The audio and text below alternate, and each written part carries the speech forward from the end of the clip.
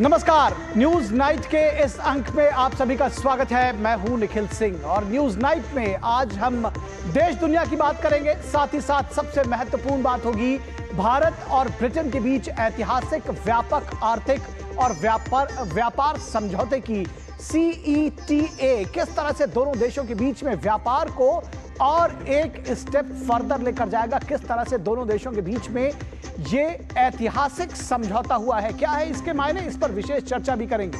साथ ही साथ बात होगी भारत में किस तरह से इस वक्त जो संसद का सत्र है वो आखिर उसमें हंगामा क्यों बरपा हुआ है और SIR का जो मुद्दा है उस पर विपक्ष का क्या कहना है। इन सारी खबरों पर हम विस्तार से चर्चा करेंगे, विस्तार से आपको खबर दिखाएंगे। लेकिन सबसे पहले न्यूज नाइट में हेडलाइंस। भारत और ब्रिटेन के बीच ऐतिहासिक व्यापक आर्थिक और व्यापार समझौते पर हुए हस्ताक्षर। पीएम मोदी ने कहा समझौता भारत के युवाओं, किसानों, मछुआरों और MSME क्षेत्र के लिए विशेष लाभकारी।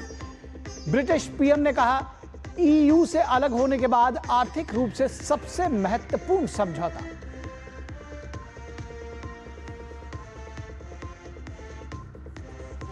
प्रधानमंत्री मोदी ने कहा आतंकवाद के खिलाफ लड़ाई में दोहरे मापदंडों का कोई स्थान नहीं। आतंकवाद समर्थित विचारधारा वाली शक्तियों को लोकतांत्रिक स्वतंत्रता का दुरुपयोग नहीं करने दिया जाएगा।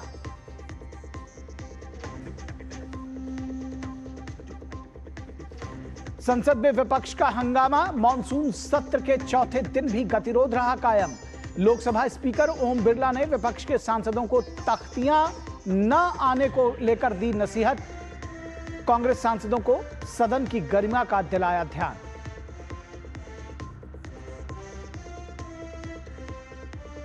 केंद्रीय गृह मंत्री अमित शाह ने राष्ट्रीय सहकारिता नीति 2025 का किया अनावरण। कहा नीति देश में सहकारी आंदोलन को जन जन तक पहुंचाने का करेगी काम। नवाचार, तकनीक और युवा शक्ति के समावेश से समृद्ध होगा सहकारिता आंदोलन।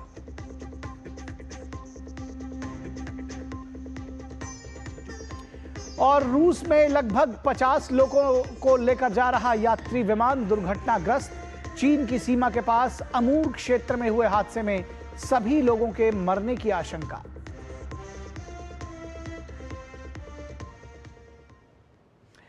तो सबसे पहले न्यूज नाइट में बात करेंगे CETA की। भारत और UK के बीच में कितना महत्वपूर्ण, कितना ऐतिहासिक समझौता। द्विपक्षीय सहयोग को नई ऊंचाई पर ले जाते हुए भारत और ब्रिटेन ने व्यापक आर्थिक और व्यापार समझौते पर हस्ताक्षर किए। द्विपक्षीय आर्थिक एवं व्यापार सहयोग की दिशा में ये एक ऐतिहासिक कदम है। समझौते पर हस्ताक्षर प्रधानमंत्री नरेंद्र मोदी की ब्रिटेन यात्रा के दौरान हुए और ब्रिटेन के यूरोपीय संघ से अलग होने के बाद उसका यह सबसे उल्लेखनीय आर्थिक और व्यापार समझौता है। और इस बात को ब्रिटेन के पीएम ने कहा भी। समझौते से दोनों देशों में आर्थिक विकास और रोजगार से जुड़े ढेरों नए अवसर पैदा होंगे। प्रधानमंत्री नरेंद्र मोदी की ब्रिटेन यात्रा के दौरान दोनों देशों के बीच मुक्त व्यापार समझौते पर मोहर लगना संबंधों को एक नया आयाम देने वाला है। इससे आपसी व्यापार पर लगने वाले सीमा शुल्क और अन्य गैर प्रशुल्क व्यापारिक बाधाओं को कम या खत्म करेंगे, ताकि बड़े पैमाने पर आसानी से व्यापारिक गतिविधियों को बढ़ावा दिया जा सके। भारत और ब्रिटेन के बीच मुक्त व्यापार समझौते से दोनों देशों के बीच द्विपक्षीय आर्थिक संबंधों को मजबूती मिलेगी। यह समझौता मात्र आर्थिक साझेदारी नहीं, बल्कि साझा समृद्धि की योजना है। एक और भारतीय textile, footwear, gems and jewellery, sea food और इंजीनियरिंग गुड्स को UK में बेहतर मार्केट एक्सेस मिलेगा। भारत के एग्रीकल्चर, प्रोड्यूस और प्रोसेस्ड फूड इंडस्ट्री के लिए UK की मार्केट में नए अवसर बनेंगे। भारत के युवाओं, किसानों, मछुआरों और MSME सेक्टर के लिए यह समझौता विशेष रूप से लाभकारी सिद्ध होगा। This is the biggest and most economically significant trade deal that the UK has made since leaving the EU. Thank you, Prime Minister, for your leadership and for your pragmatism. And I'd like to thank everybody who's worked so hard to get this deal over the line. Bharat और Britain के बीच साल 2022 के जनवरी में शुरू हुए 3.5 वर्ष की गहन वार्ता के बाद एक मुक्त व्यापार समझौते पर हस्ताक्षर किए गए। दोनों सरकारों का अनुमान है कि द्विपक्षीय व्यापार हर साल 34 अरब डॉलर तक बढ़ेगा। ये उस मौजूदा व्यापार संबंध के लगभग दोगुने होने के बाद हो रहा है, जो 2014 में 14 अरब डॉलर से बढ़कर 2024 में 57 अरब डॉलर तक पहुंच गया। भारत और ब्रिटेन के बीच मुक्त व्यापार समझौते का उद्देश्य व्यापार और निवेश को बढ़ावा देना है। इसके लिए शुल्क और गैर शुल्क बाधाओं को कम करना और बाजार पहुंच में सुधार करना शामिल है। ये प्रौद्योगिकी स्वास्थ्य सेवा और शिक्षा जैसे क्षेत्रों में अवसरों के विस्तार में भी मदद करेगी। भारत और ब्रिटेन के बीच मुक्त व्यापार समझौता होने से कपड़ा, चमड़ा, जूते, रत्न व आभूषण और ऑटो घटक जैसे क्षेत्रों में शून्य शुल्क से निर्यात बढ़ेगा। परिधान व आभूषण क्षेत्र में तेज वृद्धि और 2.5 बिलियन डॉलर की वृद्धि की उम्मीद है। भारतीय पेशेवरों, विशेष रूप से आईटी, वित्तीय सेवाओं व शैक्षिक सेवाओं के जरिए ब्रिटेन में गतिशीलता बढ़ेगी, जिससे रोजगार और आय में वृद्धि होगी। आईटी क्षेत्र के 60,000 से अधिक कर्मचारियों को सामाजिक सुरक्षा अंशदान में छूट से वेतन में 20% की बचत होगी। डेयरी, सेब और प्लास्टिक जैसे क्षेत्रों को शुल्क रियायतों से बाहर रखकर भारत ने अपने घरेलू हितों की रक्षा की है। टाटा, JLR जैसी कंपनियों को ब्रिटिश कारों पर शुल्क कटौती से लाभ होगा, जिससे भारत में उनकी कीमतें कम होंगी। इंडिया यूके FTA हमारे लिए महत्वपूर्ण है, क्योंकि इससे जो हमारा एक्सपोर्ट्स है वो यूके में ज़्यादा कॉम्पिटिटिव हो जाएगा और हमारा मार्केट एक्सेस में यूके में ज़्यादा होगा। करीब 99% हमारा जो एक्सपोर्ट्स है वो यूके मार्केट में जीरो ड्यूटी पे एंटर करेगा और इससे हमारे लेबर इंटेंसिव सेक्टर्स हैं, चाहे वो अपैरल एंड टेक्सटाइल हो, जेम्स एंड ज्वेलरी हो, लेदर हो, मैरीन प्रोडक्ट्स हो, फूड प्रोडक्ट्स हो, ऑटोमेटिक प्रोडक्ट्स हो, इनको बहुत फ़ायदा होगा। इसके साथ ही साथ कुछ सर्विसेज है, चाहे IT एंड एनेबल्ड सर्विसेज हैं, बिजनेस सर्विसेज हैं, प्रोफेशनल सर्विसेज हैं, उनको भी यूके मार्केट में बेटर मार्केट एक्सेस मिलेगा। डबल टैक्स अवॉर्डेंस एग्रीमेंट से हमारे जो प्रोफेशनल हैं, जो इंडिया में भी टैक्स देते हैं, यूके में भी टैक्स देते हैं, उनको भी काफ़ी रिलीफ मिलेगी। साथ ही साथ यूके को भी इंडिया में एक मार्केट अपॉर्चुनिटी मिलेगी और यूके प्रोडक्ट भी इंडियन मार्केट में जीरो ड्यूटी पे एंटर करेंगे। ये समझौता दोनों देशों की अर्थव्यवस्थाओं को गति देगा, व्यापार को दोगुना करेगा और निवेश व रोजगार सृजन को बढ़ावा देगा। भारत के लिए ये वैश्विक व्यापार में उसकी स्थिति को मजबूत करता है, जबकि ब्रिटेन के लिए ये ब्रेक्सिट के बाद एक प्रमुख उपलब्धि है। ये समझौता भारत और ब्रिटेन के संबंधों को गहरा करेगा, जो हिंद प्रशांत क्षेत्र में सहयोग के लिए महत्वपूर्ण है। वैश्विक टैरिफ अनिश्चितताओं के बीच ये समझौता स्थिरता व पारस्परिक लाभ का प्रतीक है। Bureau report, TD news. तो ये थी बात CETA की। और प्रधानमंत्री मोदी की ब्रिटेन यात्रा के दूसरे महत्वपूर्ण पहलुओं की बात अगर करें तो प्रधानमंत्री नरेंद्र मोदी और ब्रिटेन के उनके समकक्ष कीर स्टारमर की मुलाकात में व्यापक रणनीतिक साझेदारी की समीक्षा हुई। दोनों नेताओं ने मजबूत द्विपक्षीय रिश्तों की प्रतिबद्धता दोहराई, रणनीतिक साझेदारी को नई गति और ऊर्जा देने के लिए विजन 2035 पर भी सहमति बनी। देखिए और क्या हुआ, क्या कुछ रहा खास इस रिपोर्ट में। प्रधानमंत्री नरेंद्र मोदी और ब्रिटेन के उनके समकक्ष कीर स्टारमर की मुलाकात में दोनों नेताओं ने प्रौद्योगिकी सुरक्षा पहल, रक्षा एवं सुरक्षा, ऊर्जा एवं जलवायु, शिक्षा और लोगों से लोगों के बीच संबंध जैसे विषयों पर चर्चा की। क्षेत्रीय और वैश्विक मुद्दों पर भी विचारों का आदान प्रदान हुआ। दोनों देश डबल कंट्रीब्यूशन कन्वेंशन पर भी सहमत हुए। इसे दोनों के सर्विस सेक्टर, विशेषकर टेक्नोलॉजी और फाइनेंस के उसको एक नई ऊर्जा मिलेगी। ईज ऑफ डूइंग बिजनेस को गति मिलेगी, कॉस्ट ऑफ डूइंग बिजनेस घटेगा और कॉन्फिडेंस ऑफ डूइंग बिजनेस बढ़ेगा। साथ ही यूके की अर्थव्यवस्था को भारतीय स्किल टैलेंट मिलेगा। पीएम मोदी ने कहा कि इकोनॉमिक ऑफेंडर्स के प्रत्यर्पण पर दोनों देशों की एजेंसियां सहयोग और समन्वय से काम करती रहेंगी। यूक्रेन और पश्चिम एशिया संकट को लेकर दोनों देशों ने जल्द शांति और स्थिरता की बहाली पर जोर दिया। पहलगाम आतंकी हमले की कठोर निंदा के लिए पीएम मोदी ने प्रधानमंत्री स्टारमर का आभार जताया। हम एक मत हैं कि आतंकवाद के खिलाफ लड़ाई में दोहरे मापदंडों का कोई स्थान नहीं है। हम इस बात पर भी सहमत हैं कि एक्सट्रीमिस्ट विचारधारा वाली शक्तियों को डेमोक्रेटिक फ्रीडम का दुरुपयोग नहीं करने दिया जा सकता। Those who misuse democratic freedoms to undermine democracy itself must be held account. दोनों नेताओं ने मजबूत द्विपक्षीय रिश्तों की प्रतिबद्धता दोहराई। रणनीतिक साझेदारी को नई गति और ऊर्जा देने के लिए विजन 2035 पर भी सहमति बनी। I am delighted that we're building on our partnership by launching our India-UK Vision 2035 strategy, pledging to work more closely on areas such as defence, migration, climate, education and health. Britain यात्रा के दौरान PM ने एक प्रदर्शनी का अवलोकन किया।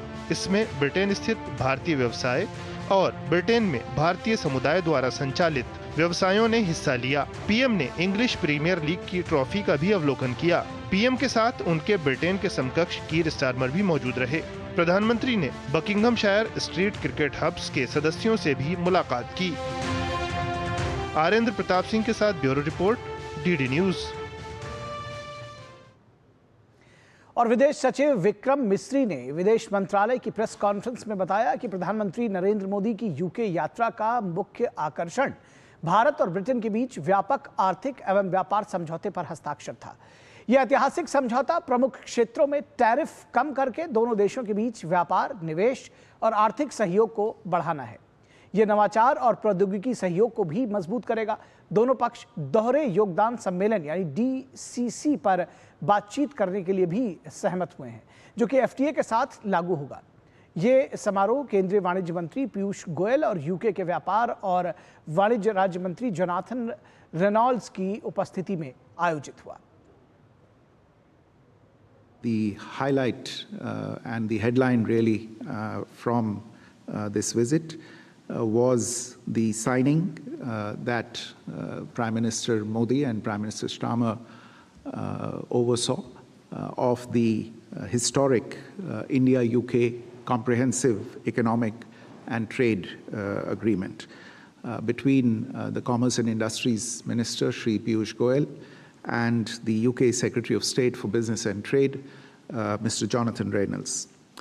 This landmark agreement will significantly increase trade and investment and economic cooperation between the two countries by lowering tariffs in key sectors. It would also strengthen innovation and technology collaboration. The two sides have also agreed to negotiate a double contribution convention, which will enter into force along with the free trade agreement.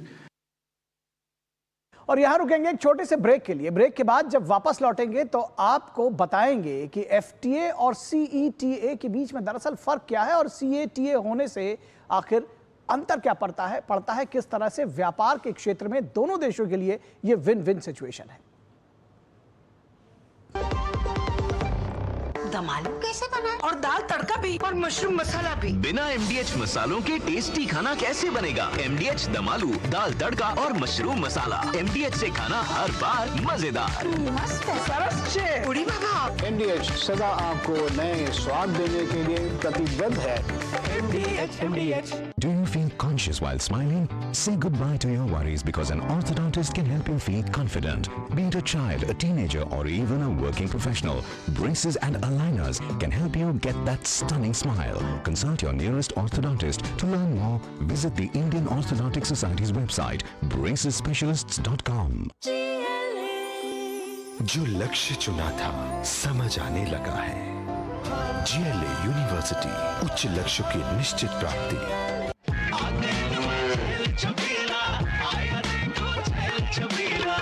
एक कपिला, अरे भाई सब एक ही जैसा होता है। ये लो साधारण पशु आहार।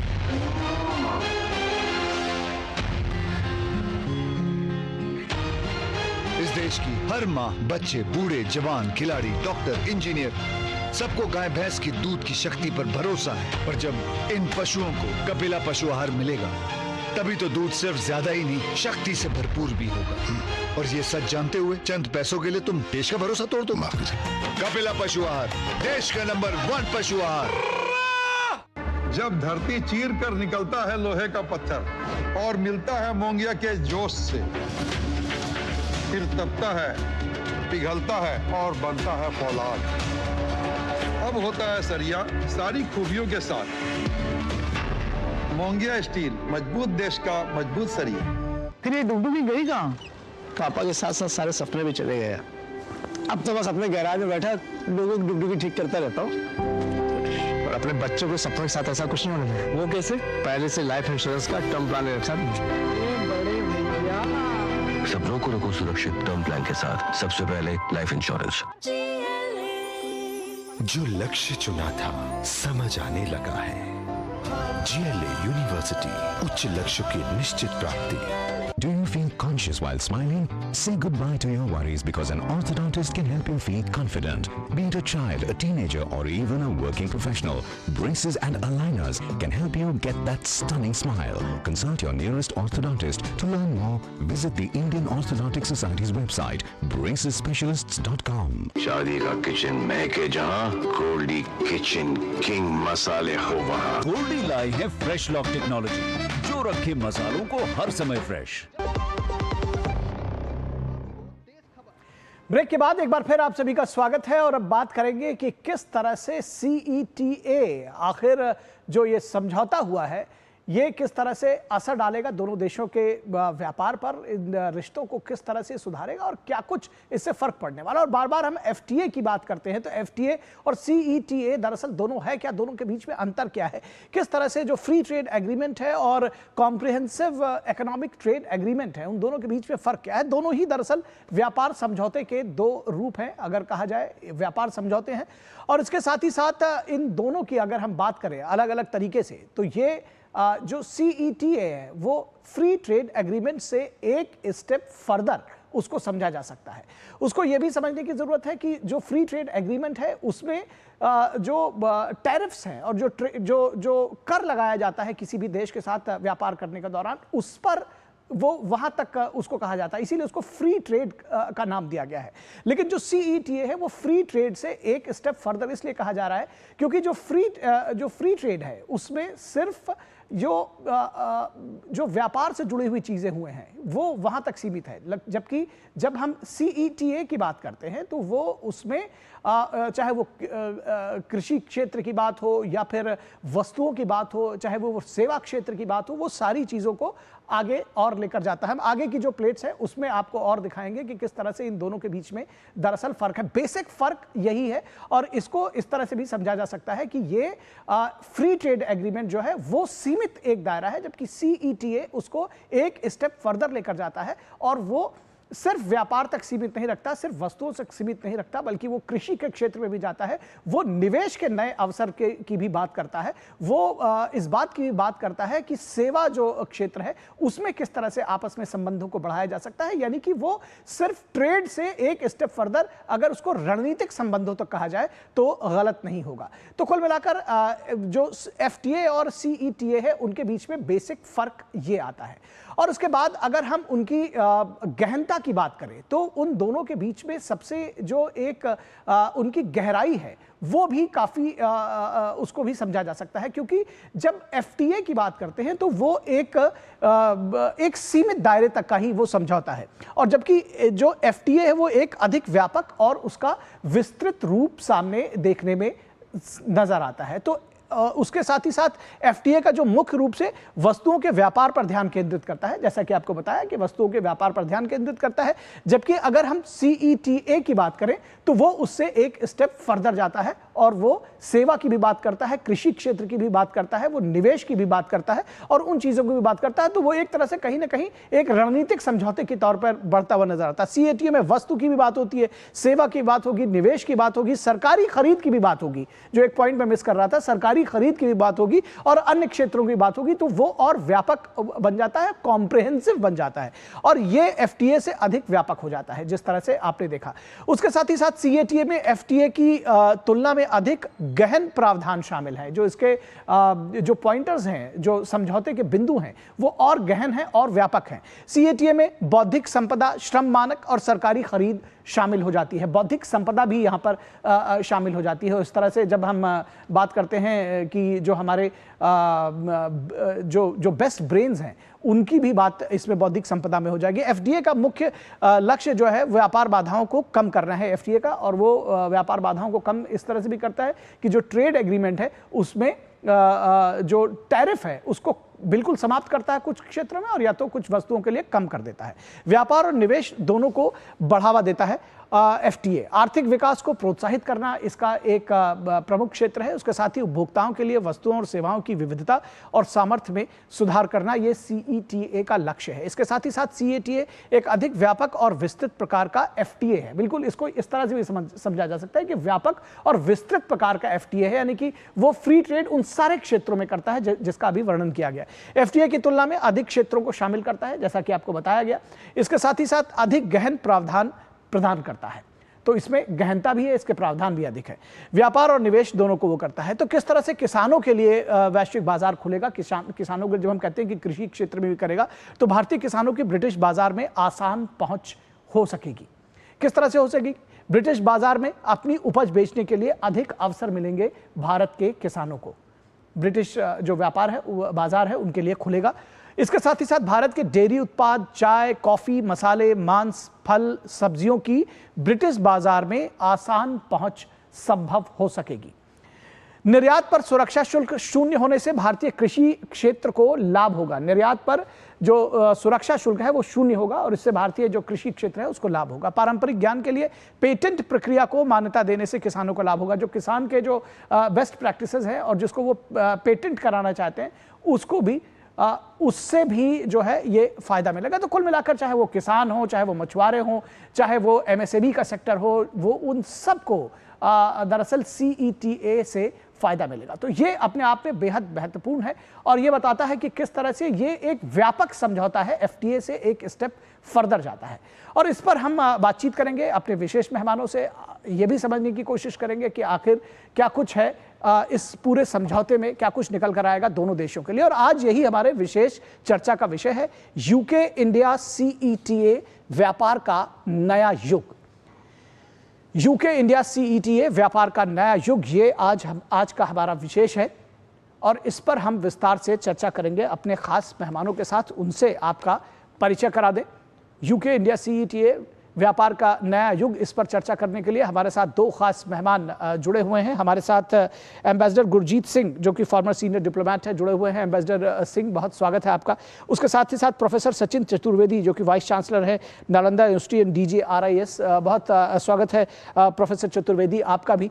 एम्बेसडर गुरजीत सिंह, अगर आपके साथ हम शुरू करना चाहें, और सबसे पहले तो यही समझे कि ये जो जब हम कहते हैं कि निर्यातकों के लिए बहुत फ़ायदा होने जा रहा है, ऐतिहासिक समझौता है, तो थोड़ा आसान शब्दों में हमारे दर्शकों को समझाएं कि सीईटीए से हमारे जो निवेशक हैं, जो निर्यातक हैं, उनको किस तरह से फ़ायदा होने जा रहा है, किस तरह से ये दोनों ही देशों के लिए विन विन सिचुएशन होने जा रही है व्यापार के विशेष संदर्भ में।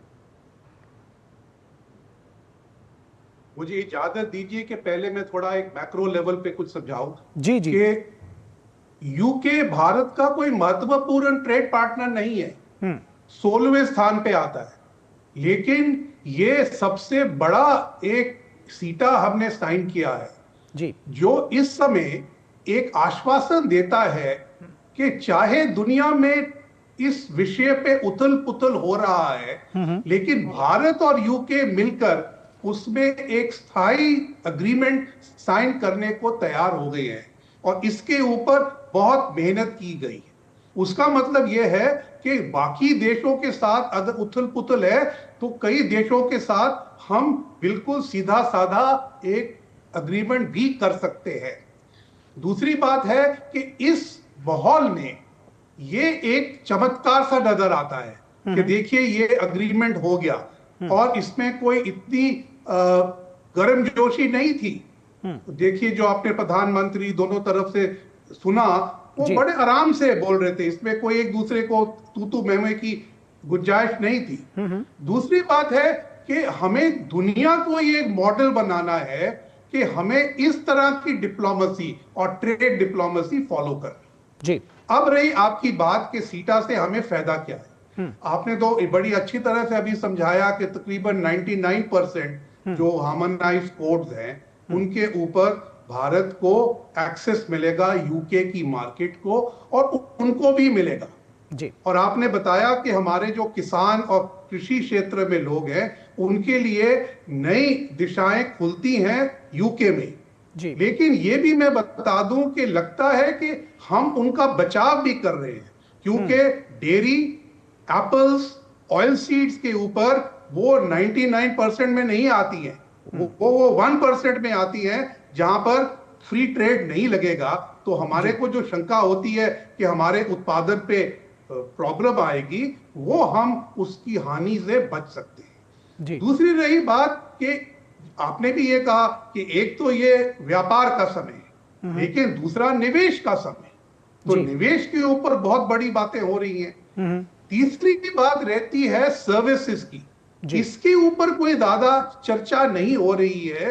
हालांकि भारत और जो यूके हैं उनकी जो सर्विसेज ट्रेड है ये तकरीबन 25 बिलियन पाउंड की है, बहुत बड़ी सर्विस है, ये ट्रेड से ज्यादा है।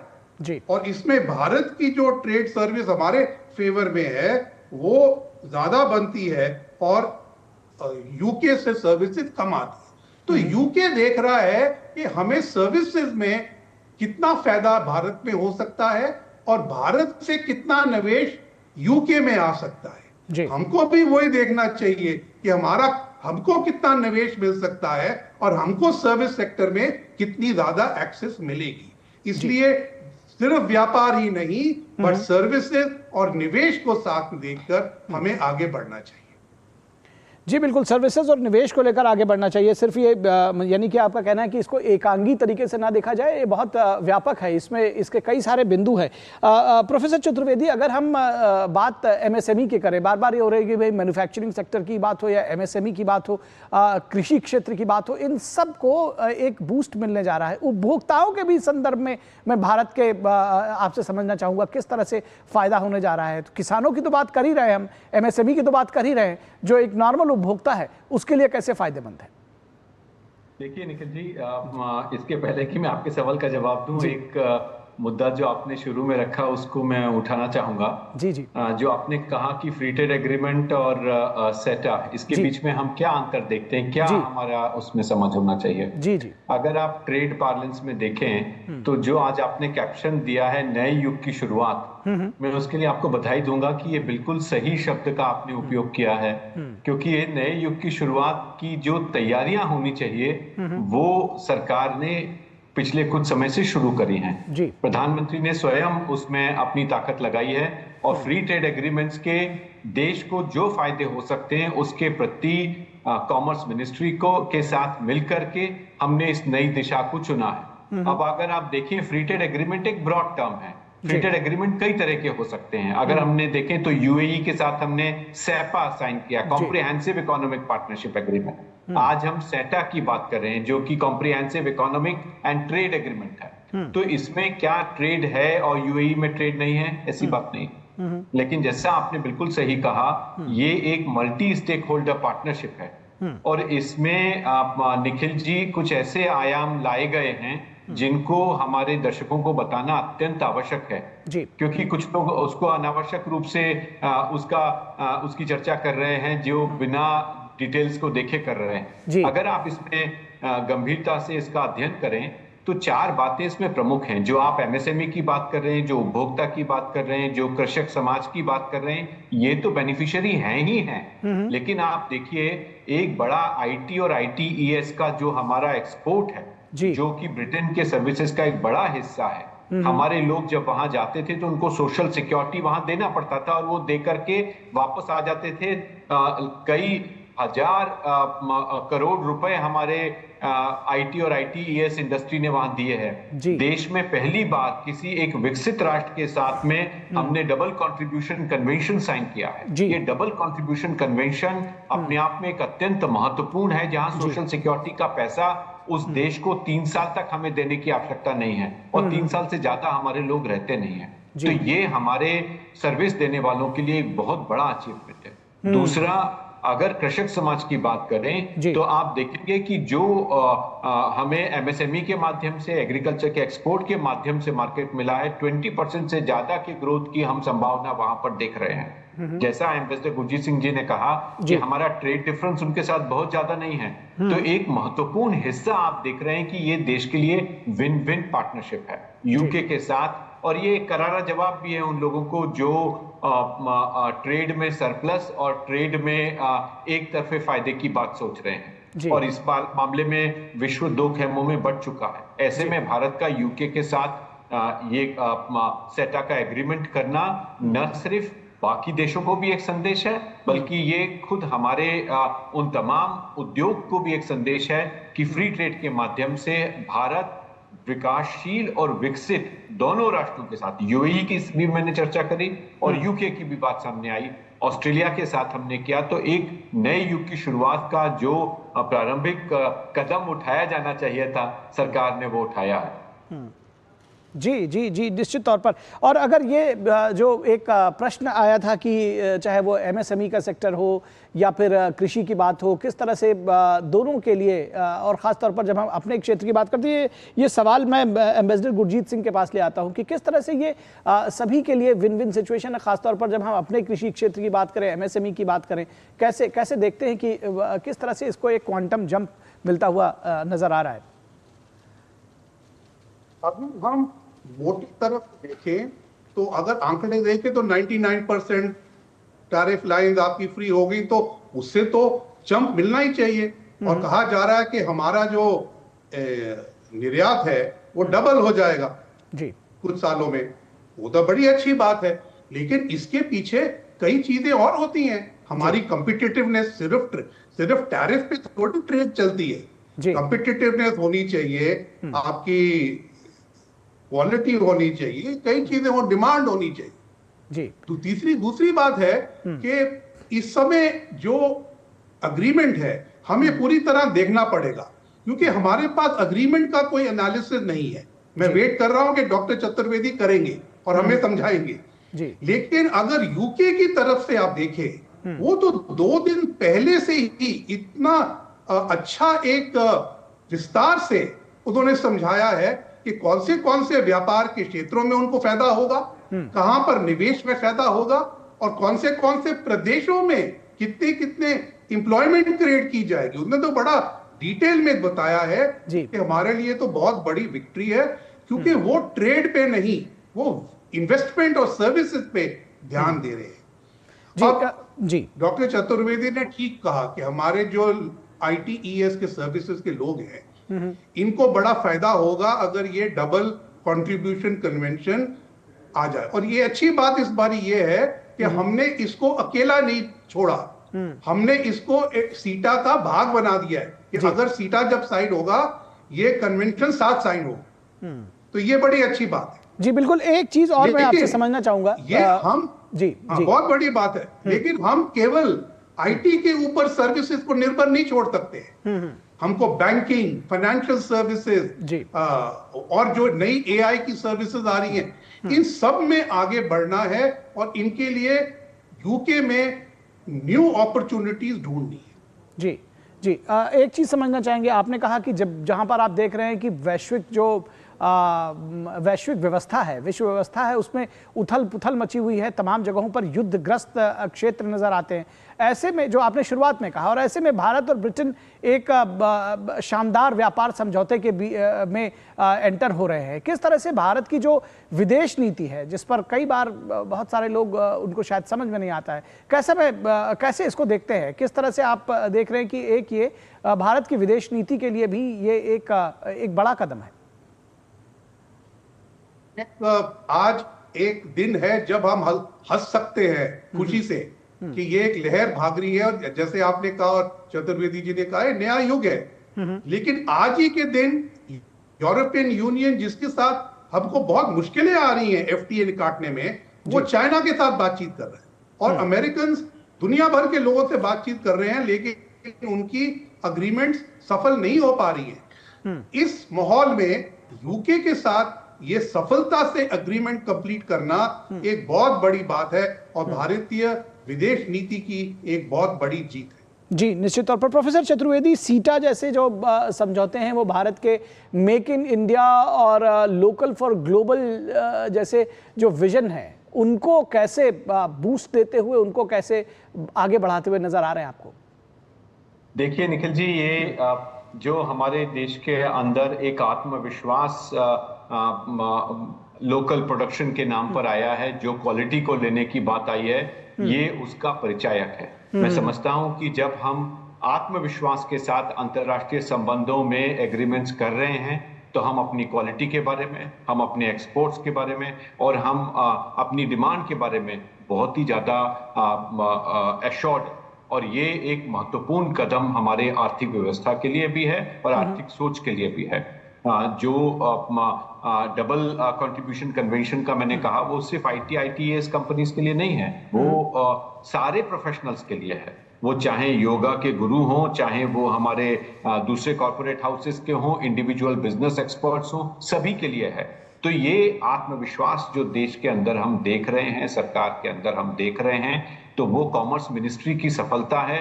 और कॉमर्स मिनिस्ट्री मैं समझता हूं कि जिस तेजी से FTA के मार्ग पे आगे चली है और सारे देश में इंडस्ट्री के लोगों को, चाहे वो सर्विसेज में हो, चाहे एग्रीकल्चर में हो, चाहे प्रोडक्शन में हो, उनको लेकर के आगे बढ़िए, ये मैं समझता हूं कि बहुत ही महत्वपूर्ण हमारे विदेशी आर्थिक नीति में बदलाव है। और इसमें प्रधानमंत्री की स्वयं की पूरी क्षमता के साथ उन्होंने अपने आप को इसमें लगा दिया है। और लगातार हम देख रहे हैं कि उनके इंटरवेंशन से देश में ये जो सोच के बदलाव की आवश्यकता थी, जो प्रोटेक्शनिज्म को चैलेंज करने की बात थी, तो अभी तक आपने देखा कि सरकार ने लगातार उद्योग को सपोर्ट किया है, लेकिन हम उस प्रोटेक्शनिज्म के फ्रेमवर्क से बाहर आए हैं और ग्लोबल कंपटीशन के लिए उद्योगों को खड़ा कर रहे हैं।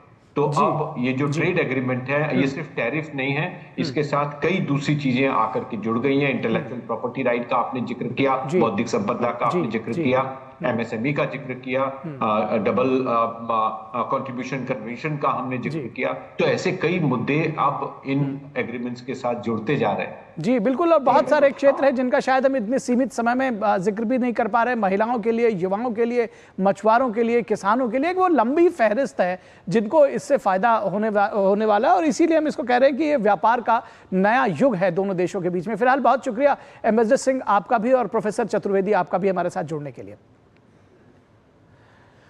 और यहाँ एक ब्रेक लेंगे, लेकिन ब्रेक के बाद जब वापस आएंगे तो बात होगी विपक्ष के हंगामे से संसद में गतिरोध। आगे देखिए, विपक्ष के हंगामे से संसद में गतिरोध। रुकेंगे एक ब्रेक के लिए। जब जब भूख सताए MDH याद आए, सेहत और न्यूट्रिशन मिले, बॉडी क्या स्ट्रॉन्ग बने, थोड़ा खा के पेट भरे, डाइजेशन को ना दे धोखा, MDH सोयाबीन का चोखा। सोयाबीन बढ़िया नगेट्स, सोया चूरा और सोया चाप। MDH सोयाबीन असली protein. MDH। Do you feel conscious while smiling? Say goodbye to your worries because an orthodontist can help you feel confident. Be it a child, a teenager, or even a working professional, braces and aligners can help you get that stunning smile. Consult your nearest orthodontist. To learn more, visit the Indian Orthodontic Society's website, bracesspecialists.com. यशस्वी प्रधानमंत्री नरेंद्र मोदी जी के संकल्प सबका साथ सबका विकास को माननीय मुख्यमंत्री योगी आदित्यनाथ जी ने सामाजिक एकता एवं समरसता के उच्चतम मानदंडों के साथ बनाया है यूपी सरकार का मूल मंत्र। परिणाम स्वरूप 2017 के बाद उत्तर प्रदेश में सभी को मिले बिना किसी भेदभाव के रोजगार के समान अवसर एवं योजनाओं के लाभ। 8.5 लाख से अधिक सरकारी और 3,75,000 से अधिक संविदा पर नौकरी पाने वाले जहां निष्पक्ष और पारदर्शी प्रक्रिया के साक्षी बने, वहीं अनुसूचित जाति, जनजाति, पिछड़े एवं निम्न आय वर्ग के अभ्यर्थियों को मिला आरक्षण का संपूर्ण लाभ। प्रधानमंत्री गरीब कल्याण अन्न योजना, प्रधानमंत्री आवास योजना और जल जीवन मिशन से लेकर मुख्यमंत्री युवा स्वरोजगार और एक जनपद एक उत्पाद जैसी विभिन्न योजनाएं यूपी में अंत्योदय से सर्वोदय का सपना कर रही हैं साकार। काम दमदार, डबल इंजन सरकार। मेरी पसंद, मेरी पसंद, मेरी पसंद, मेरी पसंद है। हमारी पसंद। हम सबकी पसंद। मजबूत देश का मजबूत सरिया मोंगिया स्टील। वाह, गाय तुम्हारी माता है ना? तो पशुहार के नाम पर जहर क्यों खिलाता है? अनसन हटा, दिल से खिला, सिर्फ कपिला, देश का नंबर 1 पशु आहार। जो लक्ष्य चुना था समझ आने लगा है। GLA यूनिवर्सिटी, उच्च लक्ष्य की निश्चित प्राप्ति। टाइम पे खा लेना और प्लीज बाइक धीरे चलाना जी। और ये तुम्हारी सेफ्टी के लिए। अरे एक बात तो रह गई। LIC? ये हमारी सेफ्टी के लिए। दिल की सुनो, LIC चुनो। LIC हर पल आपके साथ। ब्रेक के बाद एक बार फिर आप सभी का स्वागत है और अब बात करेंगे संसद के मानसून सत्र के चौथे दिन की। संसद के मानसून सत्र में गतिरोध अभी भी बना हुआ है। SIR के मुद्दे पर दोनों सदनों में दिन भर हंगामा होता रहा और कामकाज प्रभावित रहा। तो कुल मिलाकर संसद में हंगामा रहा और कुछ एक बिल जरूर पास हुए। देखिए क्या कुछ रहा संसद में खास। संसद के मॉनसून सत्र में गतिरोध अभी भी बना हुआ है। दोनों सदनों की कार्यवाही शुरू होते ही विपक्षी दलों ने बिहार मतदाता पुनरीक्षण के मुद्दे पर हंगामा किया, जिसके चलते लोकसभा पहले 2 बजे फिर दिन भर के लिए स्थगित कर दी गई। मुझे कई मान्य सदस्यों ने कहा कि प्रश्नकाल बहुत मुश्किल से उनका आता है और आपका व्यवहार जिस तरीके से रहता है ये सदन की गरिमा के अनुकूल नहीं है। उधर राज्यसभा भी इसी मुद्दे पर नहीं चल पाई। सदन के बाहर भी विपक्षी दलों ने बिहार में SIR के मुद्दे पर प्रदर्शन किया। बीजेपी और NDA के नेताओं ने विपक्ष को संसद की कार्यवाही बाधित करने के लिए आड़े हाथों लिया। हम बस यही केंद्र सरकार से, केंद्र मंत्री से सदन के अंदर सुनना चाहते हैं कि SIR पर वोट जो देने का अधिकार आज लोगों से छीना जा रहा है उस पर चर्चा होगी, हाँ कि ना। ऐसा नहीं है कि जिसको जो बिहार का नागरिक है रहने वाला, अब बिहार में उसका नाम नहीं है, ऐसा नहीं है। वैसे लोग का नाम कटा है जो मृत हैं। दूसरा है कि जिनको 2-2 जगह नाम है, गांव में नाम भी है, कोई तहसील है वहाँ भी नाम है। बिहार में सब कुछ ठीक है, लोग में भय है ही नहीं, लोग में डर है ही नहीं, पर ये यहाँ पे दर्शाना चाह रहे हैं कि लोग डरे हुए हैं, लोग भयभीत हैं, लोग के अधिकार को। अरे इलेक्शन कमीशन तो कह ही रहा है कि हम आपके मतदान के अधिकार को और मजबूत कर रहे हैं। जो हमारे देश के नागरिक हैं सिर्फ वही इस चुनाव में मतदान कर सकते हैं। जो घुसपैठी हमारे बाकी बगल के देशों से आगे हैं वो इसमें नहीं वोट कर सकते हैं। हंगामे के बीच राज्यसभा में समुद्र के द्वारा माल वहन विधेयक 2025 पेश किया गया। इससे पहले सुबह राज्यसभा में सेवानिवृत्त हो रहे 6 सांसदों की विदाई के मौके पर नेता सदन JP नड्डा ने कहा कि सहमति असहमति लोकतंत्र की खूबसूरती है। प्रजातंत्र में चर्चा होना, वाद विवाद होना यह स्वाभाविक है और हम यह भी जानते हैं कि डेमोक्रेसी की ब्यूटी यह है कि वी अग्री टू डिसएग्री। हम डिसएग्री करते हैं, इसको हम अग्री करते हैं और इसलिए नीतियों में, पॉलिसीज़ के साथ चर्चाओं में जिस तरीके से हमारे 6 साथियों ने पार्टिसिपेट किया है उससे हाउस बहुत एनरिच हुआ है। उनकी कंट्रीब्यूशन सदा ये हाउस याद रखेगा। गौरतलब है कि संसद में लगातार विपक्ष का हंगामा जारी है, जिसके चलते कामकाज को लेकर अधिक प्रगति नहीं हो पा रही है। शैलेंद्र मिश्र, ऋषि कुमार और राजेश राज के साथ नीरज सिंह की रिपोर्ट, DD न्यूज। तो यहाँ वक्त है एक और छोटे से ब्रेक का। आप कहीं मत जाइएगा क्योंकि ब्रेक के बाद जब हाजिर होंगे तो आपको दिखाएंगे बिहार में SIR पर सवाल, सघन मतदाता पुनरीक्षण पर बिहार में सवाल।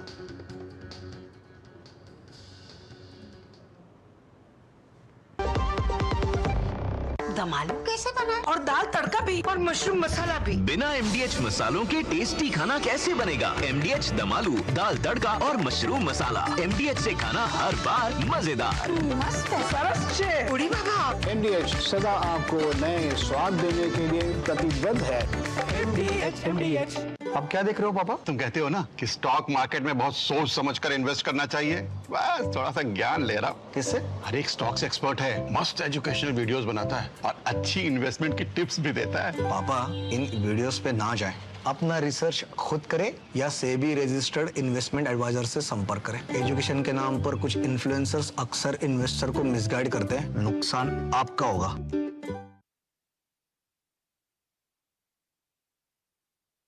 क्या आप जानते हैं कि देश में हर दिन 6000 से भी अधिक लोग साइबर अपराधियों के हाथों करोड़ रुपया गंवा रहे हैं।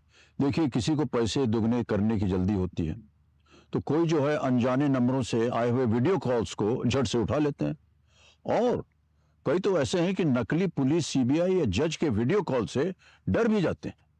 साइबर अपराधियों की चालों से बचना है अगर आपको, तो उनसे 2 कदम आगे रहना होगा।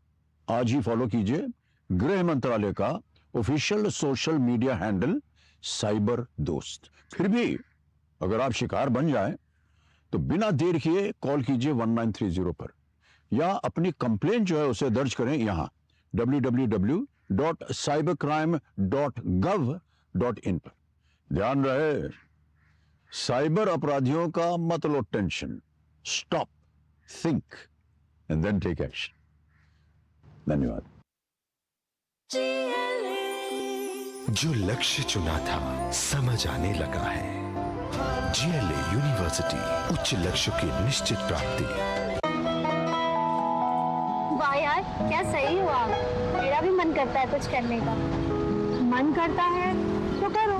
घर की चीजों से टाइम ही नहीं मिलता और हूँ सिर्फ 10वीं पास। आप LIC की बीमा सखी योजना के साथ जुड़ सकती हो।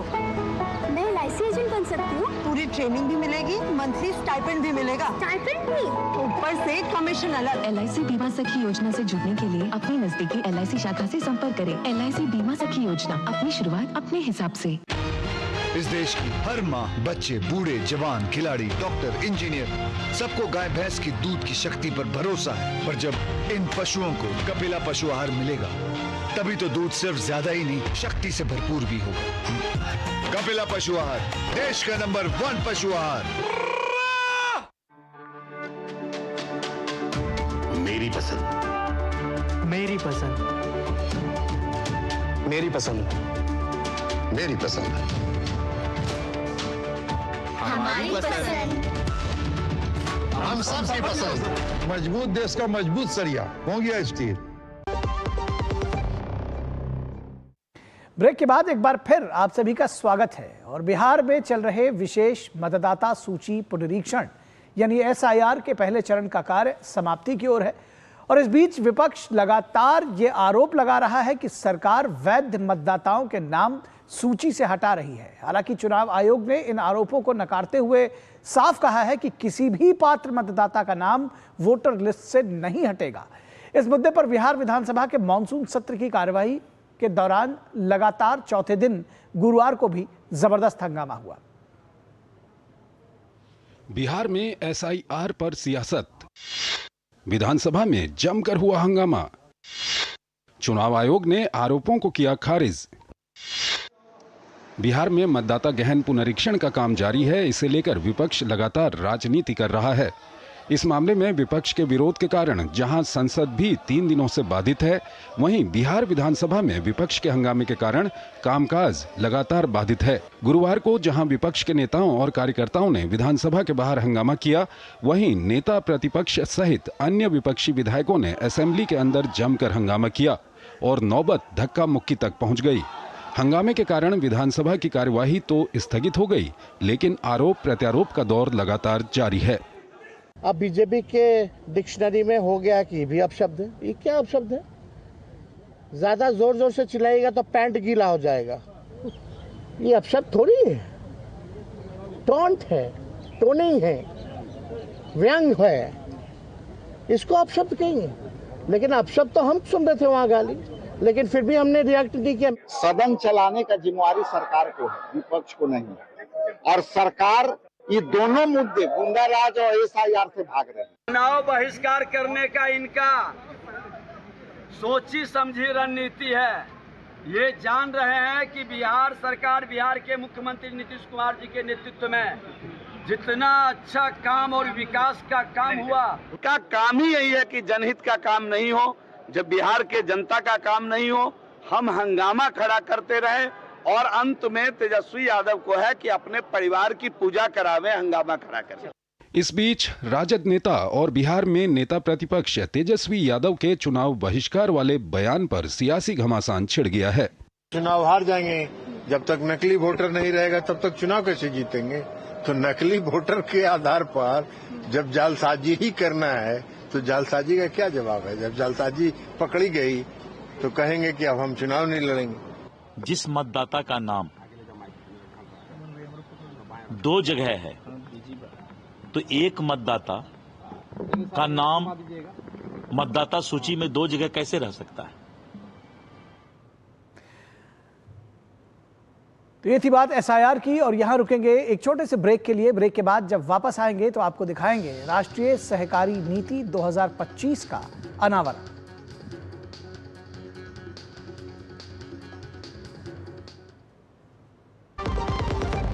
मम्मी, भूख लगी। ये 1 मिनट में नहीं 4 मिनट में आएगा।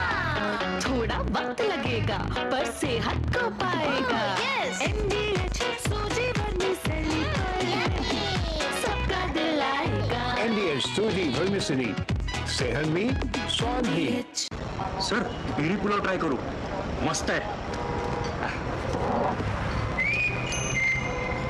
कैसा है? अरे उसको काहे को बोलता है? टिप्स इग्नोर करने का, अपना दिमाग लगाकर ऑर्डर देने का। मार्केट का स्टॉक टिप्स बहुत लोग देता है, डेंजरस हो सकता है। कंपनी और रिस्क पूरा समझने का, फिर इन्वेस्ट करने का। डॉक्टर बाबू, ये प्रीमियम क्या होता है? बेटा प्रीमियम मतलब समझ लो पेट्रोल। जब तक कार में पेट्रोल है तब तक कार चलेगी, पेट्रोल खत्म कार स्टॉप। बट पापा, इस बार पेट्रोल खत्म होने पर भी कार चलती रहेगी। वो कैसे? LIC के जीवन लाभ में प्रीमियम पेमेंट हो जाए स्टॉप, पर पॉलिसी के फायदे चलते रहते हैं। मतलब अब लाइफ की गाड़ी चलेगी नॉन स्टॉप। LIC हर पल आपके साथ। तीनों कॉलेज में डोंट वरी, फीस तो देखो। क्या हाल है? क्या हुआ? हाँ, फीस की टेंशन। राहुल का बैंक अकाउंट तो है ही। रास्ता क्लियर, बैंक से जरूरत भर के हिसाब से स्टूडेंट एजुकेशन लोन इजीली मिलेगा और उसमें भी 4 लाख रुपए तक, नो कोलैटरल। वो कहाँ है? मिठाई। RBI कहता है करो से ही शुरुआत, बनो फाइनेंशियली स्मार्ट। मैं तनु क्या सी कि अब हमें सेकंड इनकम बिल्ड कर लेनी चाहिए और तुमने वापस म्यूचुअल फंड में पैसे डाल दिए। ये फिक्स्ड इनकम म्यूचुअल फंड्स है। मतलब फिक्स्ड इनकम म्यूचुअल फंड्स मतलब चुने हुए interest bearing company bonds, government bonds और मनी मार्केट विच इन्वेस्टमेंट मतलब regular income which we can withdraw from time to time. मतलब म्यूचुअल फंड में फिक्स्ड इनकम वाली बात सही है। म्यूचुअल फंड निवेश बाजार जोखिमों के अधीन है। योजना से जुड़े सभी दस्तावेजों को ध्यान से पढ़ें। जो लक्ष्य चुना था समझ आने लगा है। GLA यूनिवर्सिटी, उच्च लक्ष्य की निश्चित प्राप्ति। स्वागत है आपका ब्रेक के बाद। केंद्रीय सहकारिता मंत्री अमित शाह ने आज राष्ट्रीय सहकारिता नीति 2025 का अनावरण किया। नई सहकारिता नीति 2025 से 2045 तक यानी अगले 2 दशकों के लिए भारत के सहकारिता आंदोलन में मील का पत्थर साबित होगी। ये नई नीति विकसित भारत विजन में योगदान देगी। इसके साथ ही बड़े पैमाने पर रोजगार के अवसर पैदा होंगे। नई सहकारिता नीति 2025 का उद्देश्य सहकारिता क्षेत्र को पुनर्जीवित करने और आधुनिक बनाने के साथ साथ जमीनी स्तर पर एक रोड मैप बनाकर सहकार से समृद्धि के विजन को साकार करना है। नई नीति वर्तमान आर्थिक परिदृश्य में सहकारी समितियों को जीवंत बनाएगी और विकसित भारत 2047 के विजन में योगदान देगी। तो न्यूज नाइट के आज के इस अंक में बस इतना ही, लेकिन आपको छोड़े जाएंगे देश दुनिया की कुछ और महत्वपूर्ण खबरों के साथ, जिन्हें देखिए आप फटाफट अंदाज में। और हमें दीजिए इजाजत। नमस्कार। राष्ट्रपति भवन में आर्टिस्ट इन रेजिडेंस कार्यक्रम के अंतर्गत कलाकारों के एक समूह ने राष्ट्रपति द्रौपदी मुर्मू से मुलाकात की। राष्ट्रपति ने कलाकारों द्वारा राष्ट्रपति भवन में प्रवास के दौरान बनाई गई पेंटिंग्स का अवलोकन किया। केंद्रीय मंत्री स्वास्थ्य एवं परिवार कल्याण, उर्वरक एवं रसायन मंत्री जेपी नड्डा की अध्यक्षता में हिमाचल प्रदेश के सांसदों के एक प्रतिनिधिमंडल ने केंद्रीय गृह मंत्री अमित शाह और केंद्रीय सड़क परिवहन एवं राजमार्ग मंत्री नितिन गडकरी से मुलाकात की। भारत के एविएशन सेक्टर में बीते 5 वर्षों में 96,000 करोड़ रुपए का निवेश हुआ है। ये जानकारी केंद्रीय नागर विमान मंत्री के राम मोहन नायडू ने संसद में दी। उन्होंने बताया कि एयरपोर्ट्स अथॉरिटी ऑफ इंडिया ने पब्लिक प्राइवेट पार्टनरशिप वेंचर्स के साथ मिलकर वित्त वर्ष 2019-20 से लेकर वित्त वर्ष 2024-25 के बीच भारत के एविएशन सेक्टर में 96,000 करोड़ रुपए निवेश किए हैं। भाजपा अल्पसंख्यक मोर्चा के अध्यक्ष ने लोकसभा अध्यक्ष ओम बिरला को एक पत्र लिखकर समाजवादी पार्टी के सांसद मौलाना मोहिबुल्लाह नदवी के खिलाफ दिल्ली वक्फ बोर्ड के तहत लाभ के पद पर होने के आरोपों की जांच की मांग की है। मणिपुर में सशस्त्र उग्रवादियों को पकड़ने के लिए आतंकवाद विरोधी अभियान जारी है। पिछले 24 घंटों के दौरान विभिन्न प्रतिबंधित संगठनों के 10 उग्रवादियों की गिरफ्तारी की गई है। गिरफ्तार उग्रवादियों के पास से हथियार, गोला बारूद और बड़ी मात्रा में भारतीय मुद्रा बरामद की गई। प्रवर्तन निदेशालय ईडी ने गुरुवार को 3,000 करोड़ रुपए की यस बैंक लोन धोखाधड़ी मामले से जुड़ी मनी लॉन्ड्रिंग की जांच के लिए अनिल अंबानी के नेतृत्व वाले रिलायंस समूह से संबंधित 35 से ज्यादा परिसरों, 50 कंपनियों और 25 से अधिक लोगों के ठिकानों पर छापे मारे हैं। इस मामले की जांच ईडी ने सीबीआई द्वारा दर्ज की गई एफआईआर के बाद शुरू की थी। भारत सरकार अब चीनी पर्यटकों को फिर से वीजा देने जा रही है। भारत 5 साल बाद ये सेवा फिर से शुरू करेगा। बीजिंग स्थित भारतीय दूतावास ने इसकी पुष्टि की है। दूतावास ने बताया कि यह प्रक्रिया शुरू हो गई है। केंद्र ने वैधानिक दर्जा देते हुए राष्ट्रीय संकट प्रबंधन समिति का गठन किया है, जो देश भर में आपदा या संकट की स्थिति से निपटने की शीर्ष इकाई होगी। वैश्विक मांग और मैन्युफैक्चरिंग गतिविधियों में तेजी के चलते भारत के निजी क्षेत्र का प्रदर्शन जुलाई महीने में उल्लेखनीय रूप से मजबूत रहा है।